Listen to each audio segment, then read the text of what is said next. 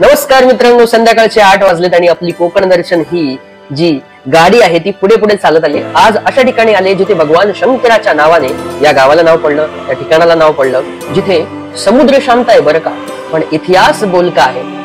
इथे भगवान शंकरांची अशी काही कृपा आहे, त्या ईश्वराच्या त्या श्वराच्या नावाने या गावाचं नाव पडलंय। हे म्हणजे कोणतं गाव बरं का? चला मी सांगतो, वेळणेश्वर।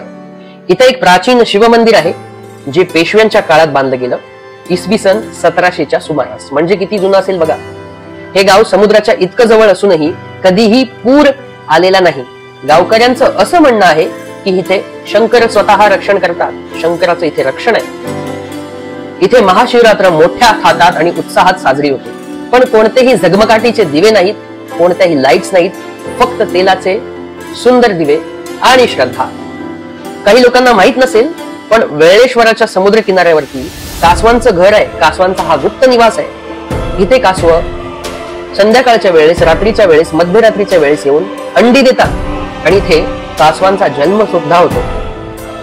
असंच एक ठिकाण आपण कोकण सिरीज मध्ये दिलेलं आहे। कोकण दर्शन या सिरीज मध्ये आपला एपिसोड नंबर 3 किंवा 4 असेल, जिथे वेळासारखं एक गाव आहे जे कासवांच्या जन्मासाठी फार प्रसिद्ध आहे। तसंच हे एक गाव म्हणजेच वेळणेश्वर, पण कुणाला जास्त याबद्दल माहिती नाही। वेळणेश्वर हे निसर्ग, श्रद्धा आणि इतिहासाचं एक दुर्लक्षित रत्न आहे। आता याला जगासमोर आणायचं काम आपल्या कोकण दर्शन या मालिकेने घेतलेलं आहे। संध्याकाळी 8 वाजता आपली भेट होईल, तर चॅनलला सबस्क्राईब करा, इंस्टाग्रामला पाहत असाल तर तुमच्या भावाला फॉलो करा। येवा कोकण आपला जसा।